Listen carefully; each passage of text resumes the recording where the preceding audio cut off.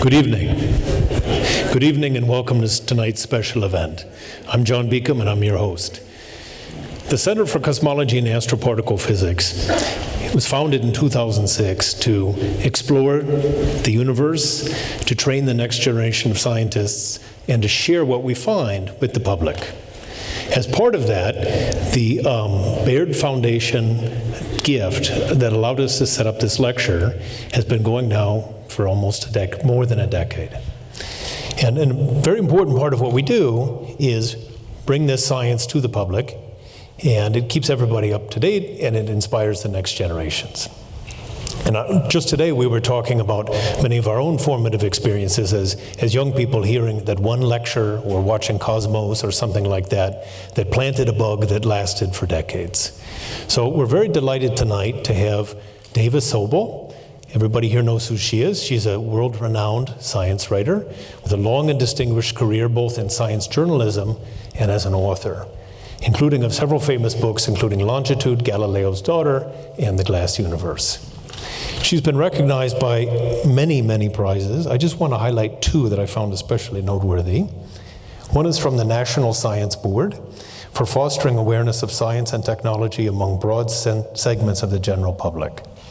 And the other one is the Harrison Medal from the Worshipful Company of Clockmakers, which I thought was a super cool sounding award. I'd never heard of this organization, but they were very impressed with her book, Longitude. And without further ado, let's show her how impressed we are. Thanks.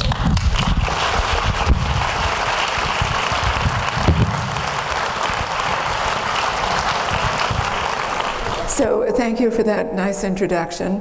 And while most of what the center does is at the forefront of research, I'm going to go back in time and talk to you about the historical origins of some of what goes on at the center.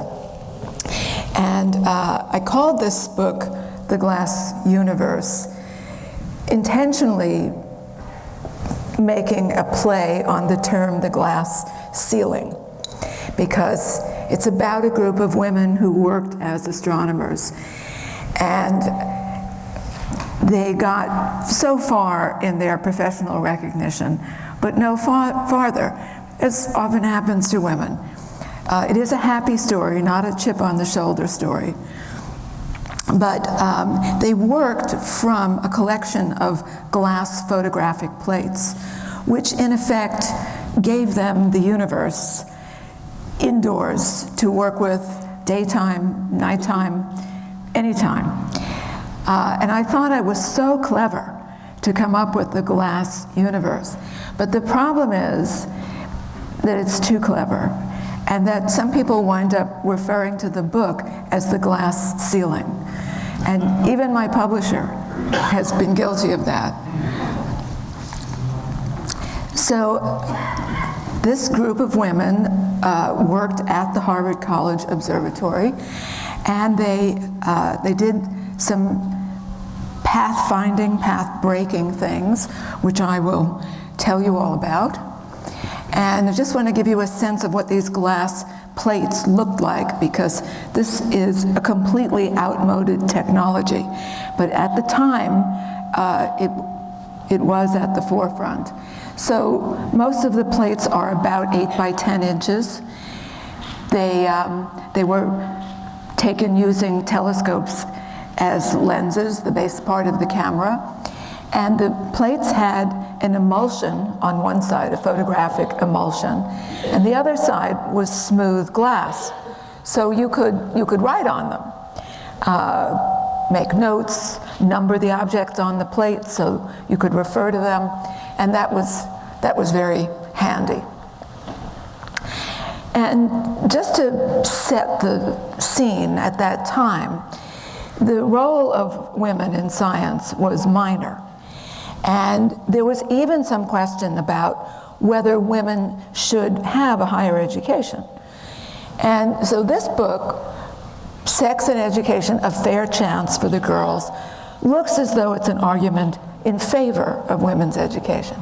In fact, the book argued that higher education was really bad for women, and that if a young woman in her late teens, early 20s, devoted herself to the rigors of college study, that she would suffer physically, and in fact, her reproductive organs would atrophy. It's nice that we can laugh. But this was one of the first duties of the American Association of University Women, was to debunk this myth, which they did by interviewing women who had gone to college and discovering that, in fact, they had had children. So this is the scene of this early work. This is the Harvard College Observatory. So it was part of the university and yet separate from it because it got no funding from the university. And obviously there was a big telescope and a smaller telescope. And then over here was the director's residence. So the director was living right on site. And that was how the first women came to work at the observatory, because they were the family members of the resident astronomer. So his wife, his daughters, just got roped into the work of the observatory seamlessly. And then they performed their work well. They usually worked as computers. So before a computer was a machine, it was a job description. And observatories always needed computers to be doing various kinds of calculations. And the observatory originally was mostly involved in mapping the heavens, in following certain transient phenomena, calculating orbits, things that could be seen from afar. When Edward Pickering took over, which was in 1877, there was a lot of concern that he might not be an appropriate leader because he was not really an astronomer. He was a physicist. And he was much more interested in the physics of the stars than in just plotting where things were. And he had been teaching at MIT and set up this laboratory where students could learn by themselves by conducting experiments with apparatus that he devised. It was a very good system. And he was very open-minded. If a young woman wanted to take his course, he would agree to that. So when he came to Harvard, one of the first things he wanted to do was establish the relative brightness of the stars, another way of getting at their behavior. And so this was one of his first inventions, a photometer, and he was making these observations himself, looking at all the stars and trying to assess their brightness on a uniform scale. He was also very interested in variable stars, stars that changed their brightness over time, because this was a big mystery of the moment. Why did that happen? What were the reasons for a variable star? This is the telescope that was under the big dome. It was a 15-inch telescope that had been built in Germany, and it was a gift to the observatory from the people of Boston. So Pickering's big innovation was to introduce photography at the observatory. In fact, the first photograph of a star had been taken with this instrument, but it wasn't really adapted for photography, so nothing much more had been done with it. Pickering used smaller telescopes and got very serious about taking pictures.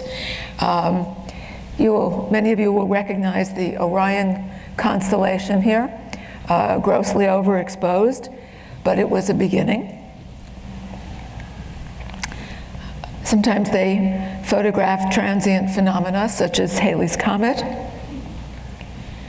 And then most of the images are negatives, so the stars appear dark on a light background. And it became clear that you could do brightness calculations from the photographs. You didn't have to be observing the stars in real time. And people would actually analyze all of these dots and assign a brightness level to each one.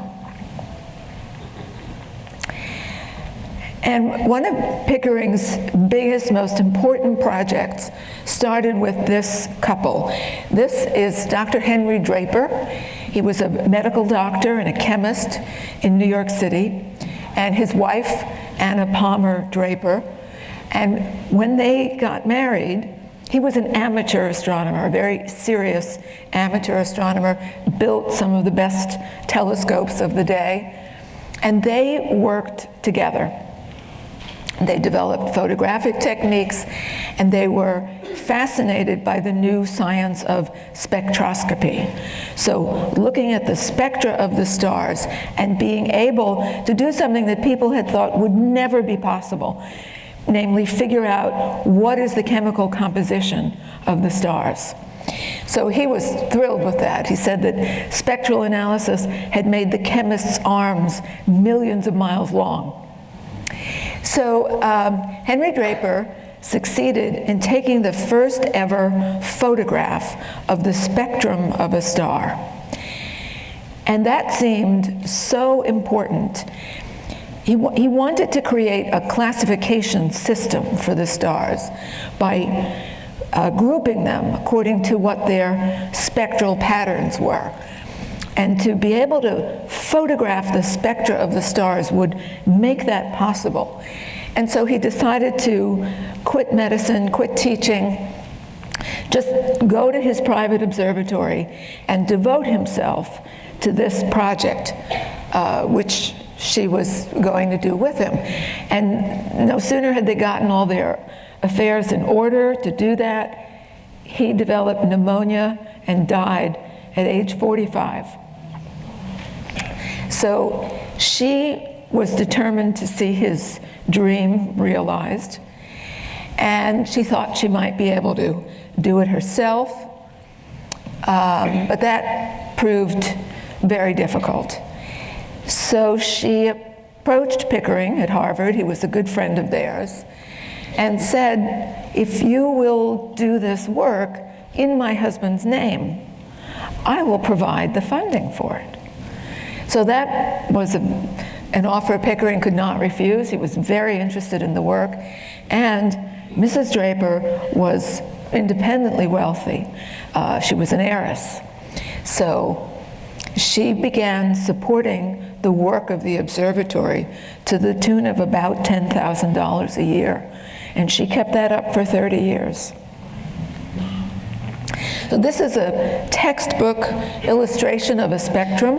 So you get the white light spread out into its component colors, and then these dark lines named for their discoverer or Fraunhofer, which give you an indication of the chemical content. And then the spectrum can also tell you about the motion of the object, because if it's moving away from the observer, then the lines get shifted toward the red. And if it's moving toward the observer, then the key lines are shifted toward the blue. Of course, there was no color photography yet. So the best of Henry Draper's images looked like this. And he was doing one star at a time. Pickering, as soon as he took it over, was in a big hurry to get this done. And so he changed the arrangement of the lenses and the prisms that would spread out the light, so he could get hundreds on a single plate. So every little smudge here is the spectrum of a star. And this is a penny. And this was the work that he turned over to the women in the observatory.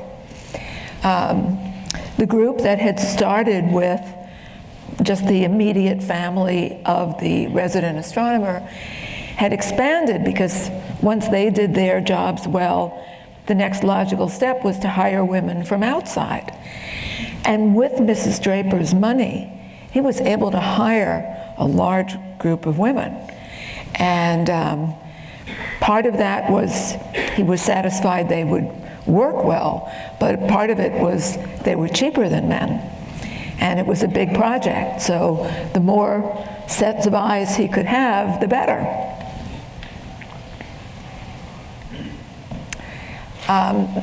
This is one of the first women to attempt the classification. So, all Pickering did, he turned these plates over to Mrs. Fleming and the other women and said, figure it out. There are patterns in the spectra, see if you can recognize them, set up a system to group stars according to those patterns. And she was the first one to do it. She published the first installment of what became known as the Henry Draper catalog, because again, that was Mrs. Draper's condition. This had to be named for her husband. So Mrs. Fleming had actually started working at the observatory as a domestic servant in the residence, a job she took because although she had come to this country from Scotland as a young bride, she very soon thereafter found herself alone and pregnant, and therefore desperate. So she took this maid's job, and the Pickerings realized how intelligent she was and moved her into the observatory, taught her how to compute, how to analyze images on glass plates, and then helped her go home to Scotland to have her baby, and promised her a real job if she would come back. And she was so grateful, she named her baby Edward Charles Pickering Fleming.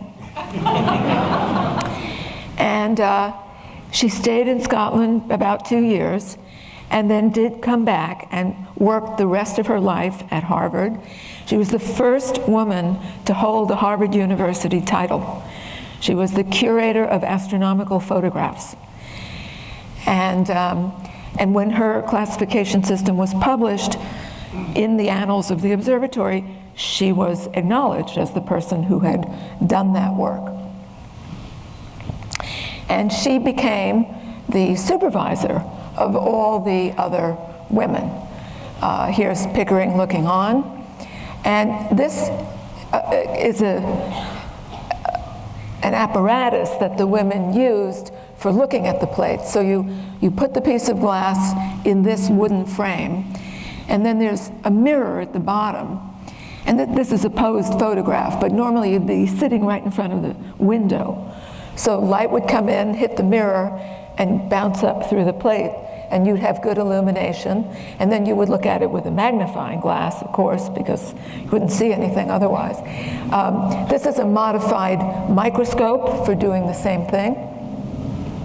And then because you're looking at these very fine images, you don't want to look away to make notes. So you have a partner who's recording for you and jotting down whatever observations you choose to make.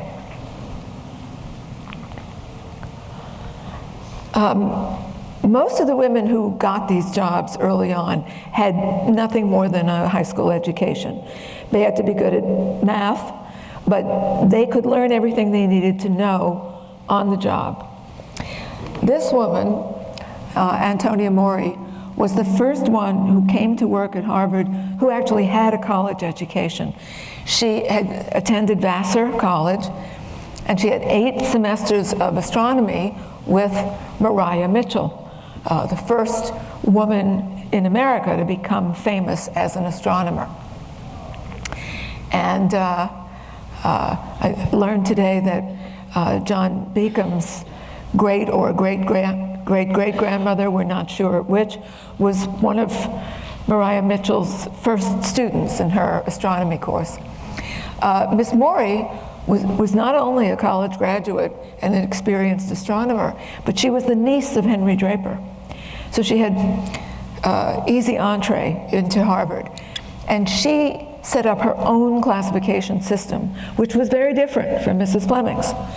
So for a while there were 2 systems in the same observatory. And other people were trying to come up with systems as well. This woman, Annie Jump Cannon, another college graduate from Wellesley College, she took the best of the two systems and made it into something really workable that was very quickly adopted, not only nationally, but worldwide, and is still in use today. And Mrs. Fleming had used letters of the alphabet to name her categories, which was as good as anything else. But Ms. Cannon thought that the way Ms. Morey arranged the categories made more sense. So she had to juggle Mrs. Fleming's alphabet. And the alphabet is no longer in alphabetical order. So generations of astronomy students have had to learn the order of the stars, O, B, A, F, G, K, M, with a mnemonic, oh, be a fine girl, kiss me, or be a fine guy. Many people have tried to come up with better mnemonics, but that one has really endured. And it's because of Miss Cannon's rearrangement. She was the first woman at the Harvard Observatory to make telescope observations. She had so much experience as an observer that they let her do that too. So she'd be studying variable stars through the telescope and then analyzing spectra on glass plates. And this is a typical plate of hers. Again, all these little smudge marks are the spectra. And these are her numbers she put on them, and then she would call out a number and call out a letter, and nobody could understand how she could be so fast. But she was, and then from time to time she would redo the same stars just to see if she got the same classification, and she was remarkably consistent. Fortunately for me, the observatory's archives are wonderfully complete, and somebody kindly bothered to save all of Miss Cannon's diaries. She was a lifelong diarist, and these were in the university archives, available for interested researchers. Of course, her handwriting was terrible. That took some getting used to, but it was a wonderful source. You often hear people complaining about slaving in dusty archives, but the truth is it's really a lot of fun to read other people's diaries, other people's mail. So Pickering was photographing all the stars in the northern hemisphere. He needed somebody to go to the southern hemisphere and do exactly the same thing, and chose this person who started work as an amateur astronomer and quickly proved himself invaluable at the observatory, so they began paying him a salary. And then they sent him to South America to look around for an ideal spot. And this was the first Mount Harvard in South America. Very rough-hewn affair, but over a period of time they really got themselves very well established. This is El Misti, which was thought to be an extinct volcano. It was actually a dormant volcano, but it didn't cause them any real grief. Several of these buildings actually house telescopes. They just have shed roofs that slide off. And this is the only one that really looks like a traditional telescope dome. And this is the telescope that was in that dome. So this is a telescope that Pickering designed specifically for this location. And it took large format images. So many of the plates are 8 by 10. The plates used with this instrument were 14 by 17. And when he designed the instrument, he needed funding to build it, and he estimated it would cost $50,000. This was around 1890. And another heiress came forward and wrote him a check. and her name was Catherine Wolfe Bruce. So this is the Bruce telescope.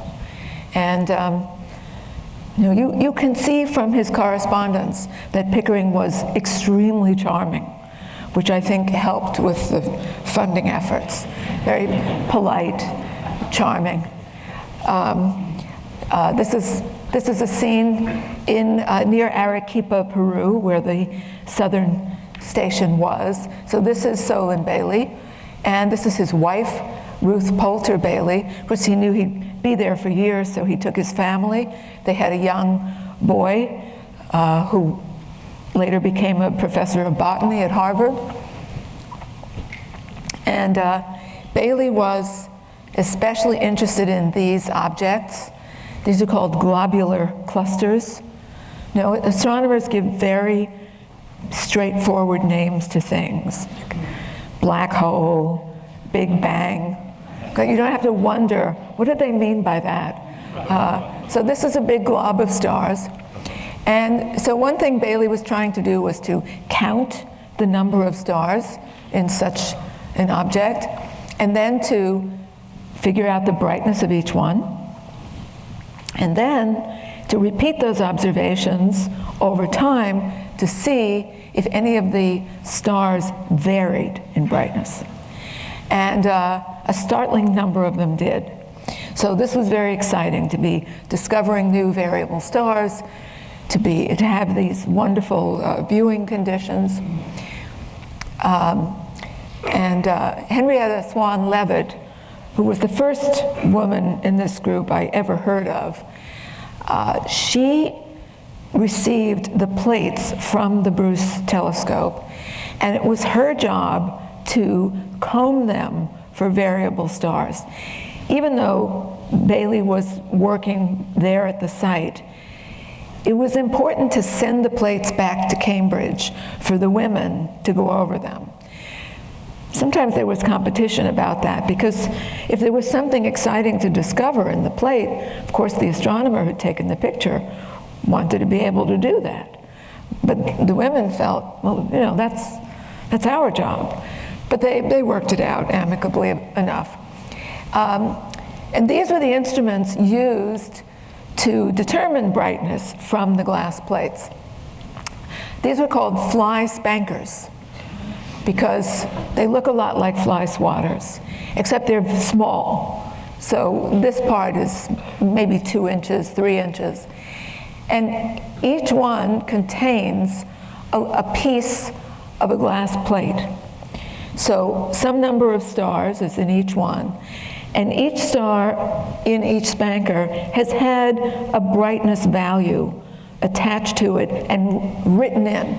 So these become identification keys. And you move them along a new plate, and it will help you decide how bright is each star on the plate. And that's how she did it. That was one of the ways she did it. And this was one of the most interesting objects of her study. This is the small Magellanic Cloud, which is something that can be seen only from the southern hemisphere. Here is a globular cluster. But she was looking at these stars and appreciating the fact that they were all about the same distance from the Earth.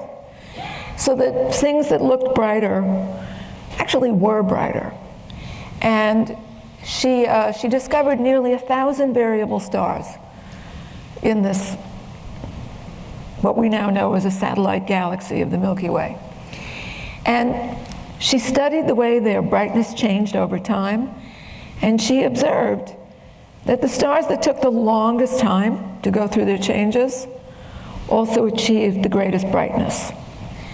And she published that. And almost immediately, people were able to use that observation to measure much bigger distances across space than had ever been possible before, including the distance to the small Magellanic Cloud. Here is one of her publications. So she discovered 1,777 variables in the large and small Magellanic Clouds. And I'm showing you this just to show you her byline. in the annals of the Harvard College Observatory, because among the myths you will hear about these women is that she made the discovery, but one of the men published it under his own name. That did not happen. Things were very amicable and fair in the observatory. Here's her study. She watched several of these stars and wanted to show that that relationship of the brightness to the star's period held in every case that she studied. And she was very gratified that it did. And Pickering immediately seized on this as a new law of astronomy. After Pickering died, Harlow Shapley took over as director of the observatory, and he was very interested in the globular clusters.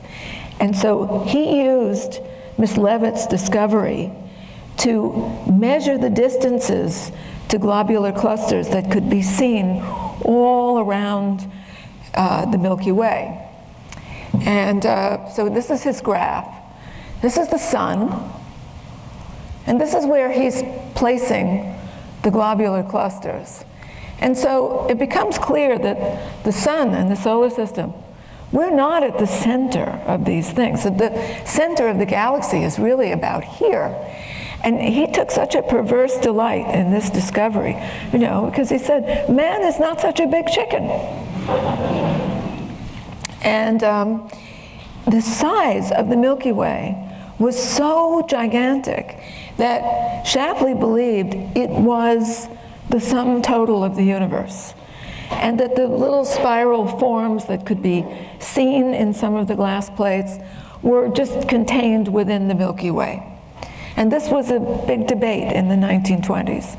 Was the Milky Way the only galaxy, the only content of the universe, or were there other similar galaxies elsewhere? And in a very short time, Edwin Hubble, again using the relationship discovered by Henrietta Leavitt, was able to find a variable star in the Andromeda Nebula and used that to prove that the nebula really was a separate galaxy millions of light years away. So that settled the debate about the content of the universe, and then he shortly showed that the universe was expanding. This is one of my favorite pictures of the women. This is known as the paper doll photograph. So this is Annie Jump Cannon. This is Henrietta Leavitt. See, some of the men got into the picture too. It was not meant to be sexist. You see some very young faces here too. And the influx of women continued. There was a lot of interest in what the women were doing, partly because their work was really important and was widely published, and they got tremendous recognition.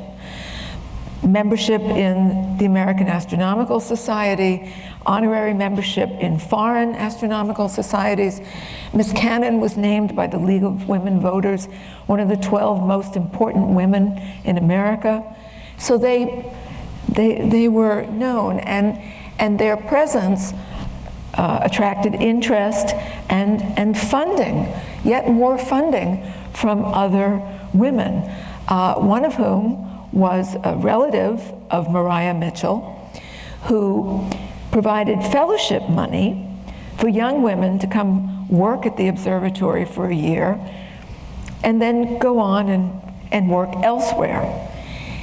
And when Shapley took over, he felt they should really be running a program in graduate level astronomy education. That the observatory, it was generating knowledge, but it wasn't training the next generation. And so to institute graduate education, he had to have graduate fellowship money. And the only money he had for that were these so-called Pickering fellowships for women. And the result of that was that all of the early graduate students who came in were all recruited from the women's colleges. So Adelaide Ames was the first one, came from Vassar. And this is Helen Sawyer from Mount Holyoke.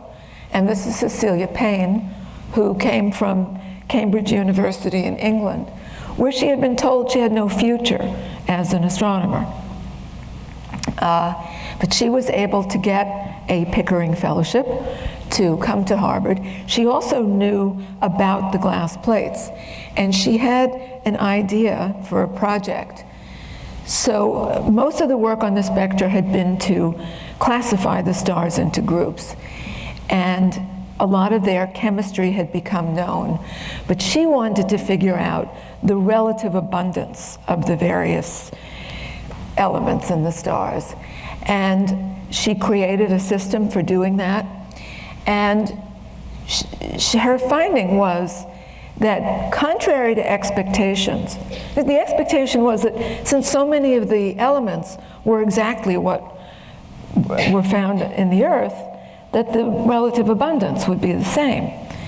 And she found that that was not the case, that in fact hydrogen was far more abundant than anything else. And Shapley was so worried about that that he cautioned her not to make too much of it in her dissertation. But she did publish it. So hers was the first doctoral dissertation in astronomy at Harvard, published in 1925, and she was the first Harvard PhD in astronomy.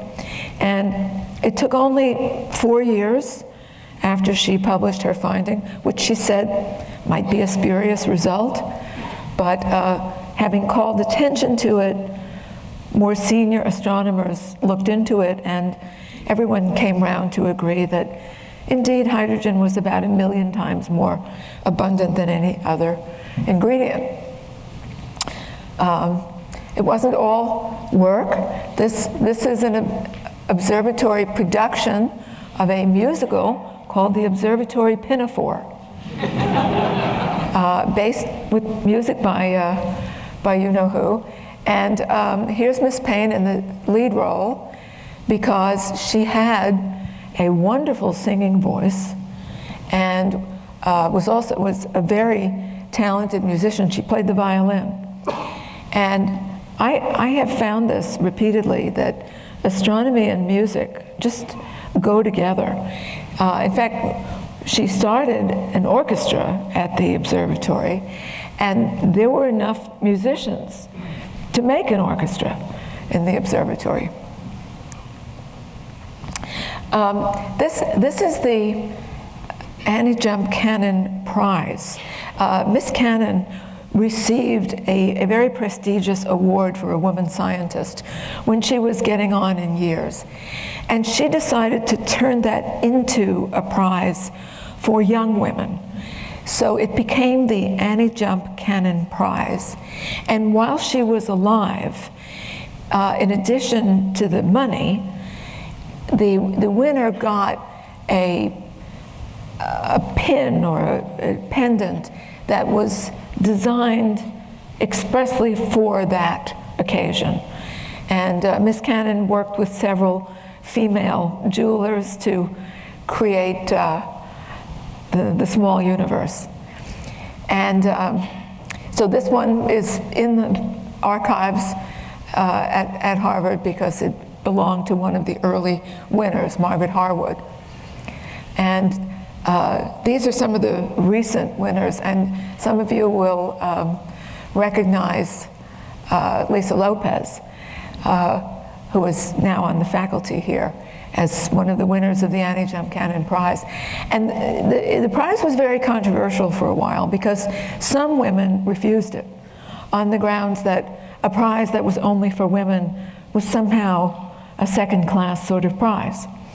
But it has been made more prestigious by giving the winner the chance to discuss her research at a meeting of the American Astronomical Society. This is the current curator of astronomical photographs. The job has traditionally been held by a woman.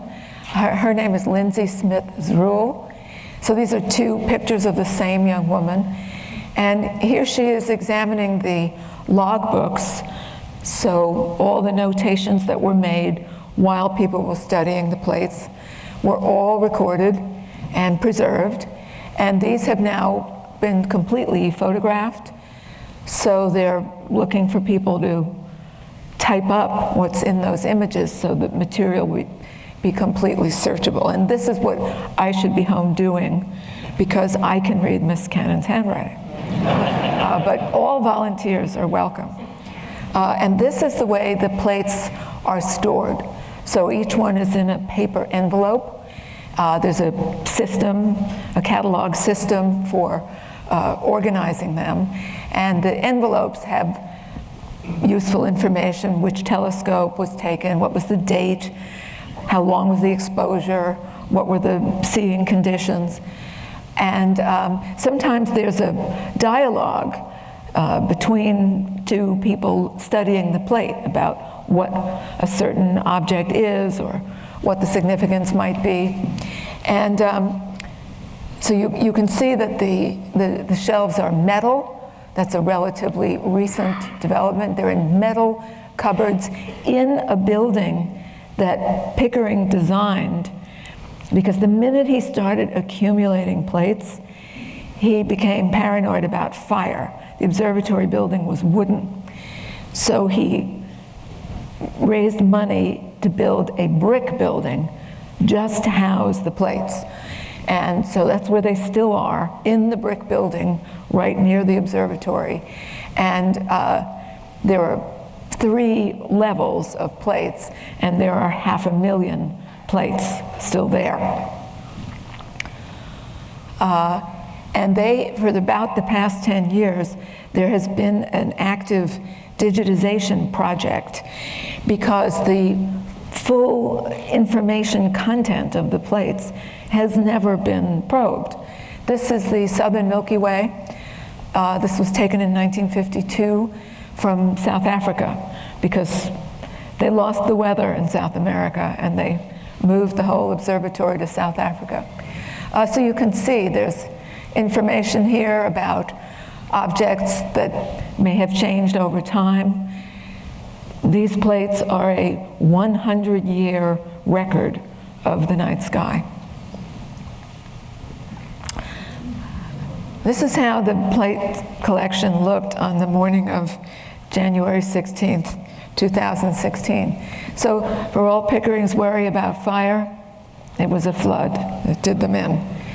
A water main burst under the building, and about 60,000 of the plates were in this none too clean water. And all of the digitization equipment that had been specifically designed and built for this project was also submerged in the water. So preservation specialists on campus said the first thing to do was to get everything out of the wet to someplace cold and dry.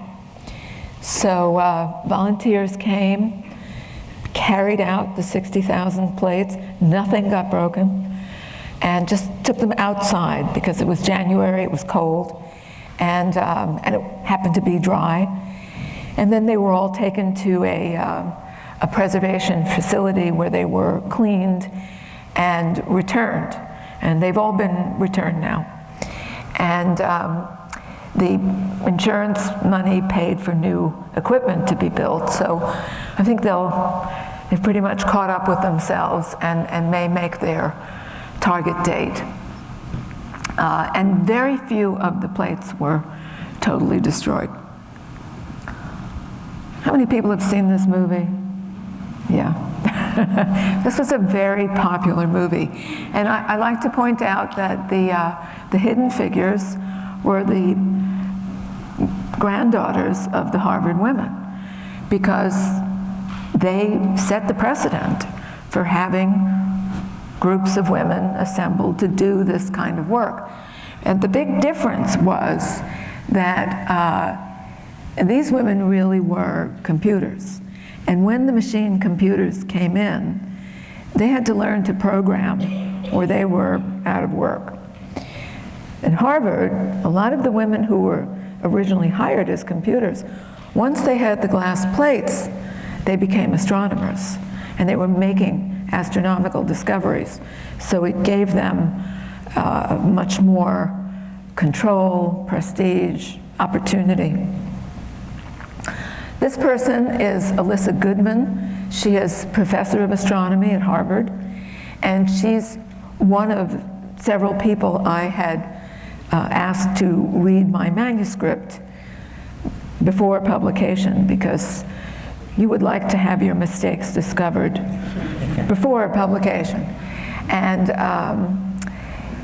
she got completely sidetracked by the women and the fact that they had actually been doing science, which was something that had never occurred to her before.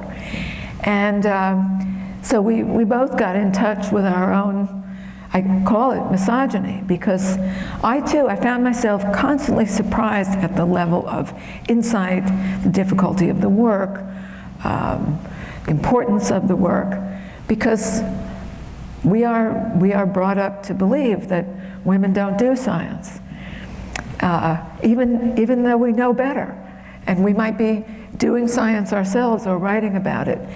Somewhere lurking, there are those old ghosts. So she said, you really have to come up here and teach us our own history. And she arranged for me to have my book launch in the observatory, which was a thrill for me. So go from the hidden figures to the Lego figures. This is Miss Leavitt, Miss Cannon with her classification system, and Miss Payne with the most abundant materials in the stars. This is my last slide. This too is a posed photograph. I don't know why this woman chose to sit on the floor. This is Margaret Harwood. It was her Nhf Canada Prize that I showed you. And she became the first director of the Nantucket Maria Mitchell Observatory, position she held for 40 years. This is Cecilia Payne at the drafting table here. This woman, Florence Cushman, she was in one of the early photographs as a young woman. People didn't leave these jobs. Some of the women worked at the observatory for 50 years. This is Antonia Mori, and this is Nhf Canada. See, she's still hard at it, not even looking up. And when I worked on this book, of course, the book came out right around the time of the 2016 presidential election. And I wondered, who is going to be interested in this story at this moment, especially considering the way the election turned out. But my feeling is that I'm happier than ever that I wrote this book, because it's a true story about science. And true stories, especially stories about science, I think have gained in importance as truth has wobbled a little, and the regard for science at the highest levels of the federal government is frighteningly low. So, so I would urge you all to tell your own true stories about science whenever you can. Thank you.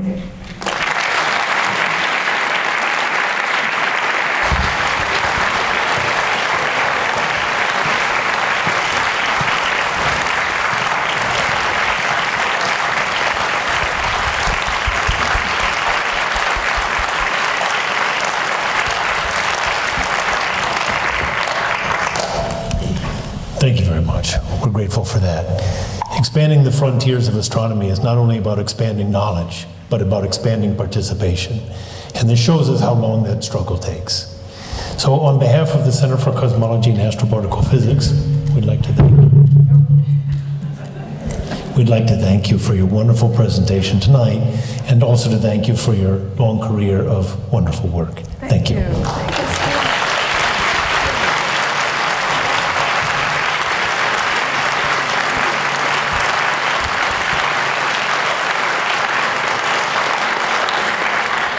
now there's a chance for people to ask some questions. There we go. Who became your favorite? Who became my favorite? Well, I admit to a great fondness for Miss Cannon, probably because I've read her diaries. But not only that, she was one of the most likable people I've ever encountered. And in her letters, she corresponded with astronomers all over the world. And whenever she found out that someone had children, she would initiate a correspondence with the children and write to them on their level and get them interested in what she was doing. And she was Aunt Nan to a remarkable assortment of people, many of whom did become astronomers. So you can read the letters through childhood, and then there's a wedding invitation and a new professional correspondence.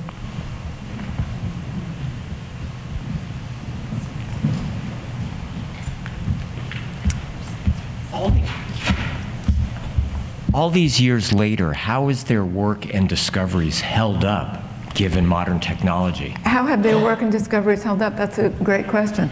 Well, the classification system is still in use, so that's good.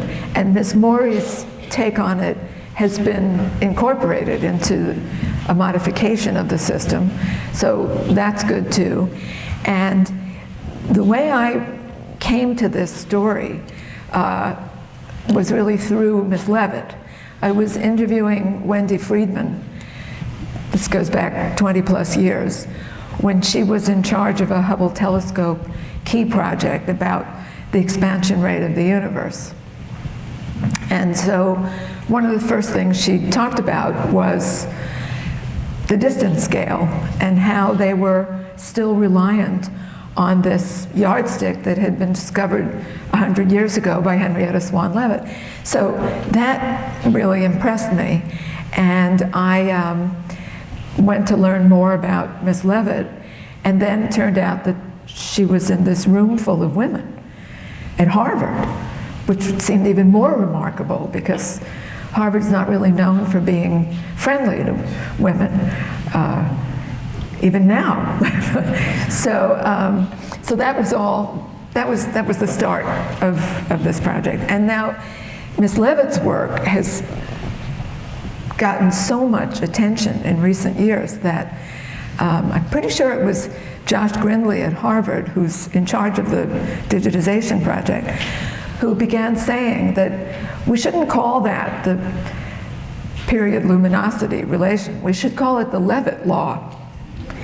And pass it on if you have occasion to talk about these things. But that is catching on now, and people are, you know, because there's no reason it shouldn't be called that. Go ahead. Thank you so much for writing that book. And Mike, well, the thing is that studying astrophysics or physics and generally being in a classroom and learning all these things, you tend to forget that all these amazing discoveries and all the theories that are presented to you, they had a human or many people associated to it. They had social constructs and humanity just simply involved in the whole making of it. So I'd really like to ask, what is your favorite story specifically when it comes to these women and what they face, not perhaps even in their office or outside of it? And what would you have to say to any girl, anybody who identifies as a woman out there, who has a shred of doubt or fear in her mind before she goes or reaches for her dreams? That's a great question, thank you. I love the way they were with each other. Now, this was a large group. They weren't quite as crowded together as the pictures show, but they worked in very close proximity, and they worked 6 days a week. But then on Saturday night, they all got together and socialized, which I think says a great deal about what the working relationship was, that it was a very collegial group. When I started, people asked me if I might discover if there were love affairs among the women. If there were, they didn't write it down. But attitude toward them, I think, is really instructive. The level of politeness, the way that they were treated, the way they were given credit for their work, always. Even if someone had contributed only a little bit to a particular project, the preface would say, thanks also to so-and-so and so-and-so for their help in doing the calculations or whatever it was they had done. So there was a real sense that this was a group effort, and that everybody's participation was valuable. I think my favorite story might be the story that I'm convinced never happened. And I'm glad to debunk it for you, because you'll come across this story that Pickering hired women because one day he got very disgusted with one of the men astronomers and said, "Your work is so sloppy, my maid could do a better job." And then he brought in Mrs. Fleming and she showed them up. This is so wrong on so many levels, because Pickering was the most polite person who ever lived. You can see that in his letters, even the jokes in the observatory, in the Observatory Pinafore. All the jokes were about how polite he was, how he would never address one of the men just by his last name, the way most of them did, but called everybody Mr. or Doctor or Professor. And if he got angry and cursed, you know, the worst thing he would ever say was, "Oh, Polaris." So the thought that he would embarrass someone in front of other people in talking that way, it's just completely out of character. But then again, there were 6 women working at the observatory when he got there. So he didn't hire the first one. He didn't initiate that. They preceded him and he just went along with it. And for young women coming into astronomy, I think it's really important to know that there were women before them. They may look around the classroom and be the only girl in the group. So I think it's nice to know women have been interested in science for hundreds of years. It's not anything new, and I hope they wouldn't be discouraged.